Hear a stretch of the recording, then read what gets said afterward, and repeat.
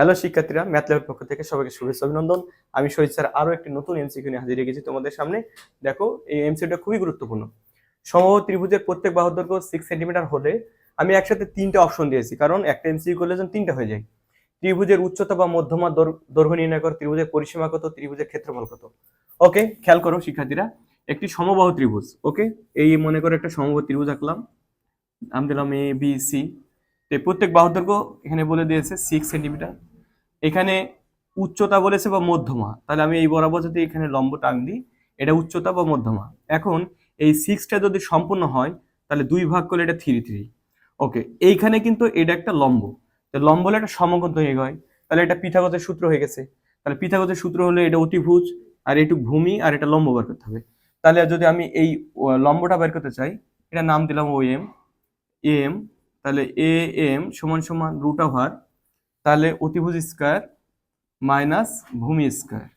তাহলে অতিভুজকে যদি স্কয়ার করি তাহলে 36 মাইনাস 9, এটা মাইনাস করো, তাহলে মাইনাস করলে কত হয়, 20 কত 27, 27 না 27, 27কে এখানে কিন্তু আমরা ইচ্ছা করলে রুট করতে পারি, 9 ইন্টু 3, তাহলে 3√3। এই যে দেখো, এর উচ্চতা হচ্ছে 3√3। তাহলে আমার প্রশ্ন হচ্ছে মধ্যমা কত বা উচ্চতা কত, তাহলে 3√3। আর এখন চেয়েছে, প্রশ্নে বলেছে পরেরটা চেয়েছে ত্রিভুজের পরিসীমা। পরিসীমা মানে তিনটে বাহুর যোগফল।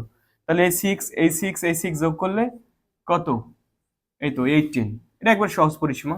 ত্রিভুজের ক্ষেত্রফলের সূত্র আমরা জানি, √3/4 তাহলে √3 থাকলো, 4 থাকলো, এর ভ্যালু তো দেয়াই আছে এখানে, কত 6, স্কয়ার করে দিলাম, তাহলে √3/4, আর এটাকে স্কয়ার করলে 36।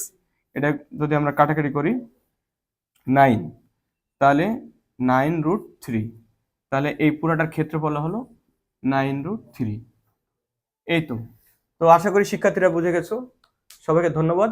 তাহলে আমরা এরকম আরো আমাদের এমসিকিউ পাওয়ার জন্য আমি বলবো তোমরা বেশি বেশি করে এই ভিডিওগুলো দেখতে থাকো। আমরা বিগত এসে আরো অনেক এমসিকিউ দিয়েছি, এমসিকিউ দেখলে আশা করি যে বোর্ডে সর্বোচ্চ ভালো রেজাল্ট করার জন্য তোমাদের সহায়ক হবে।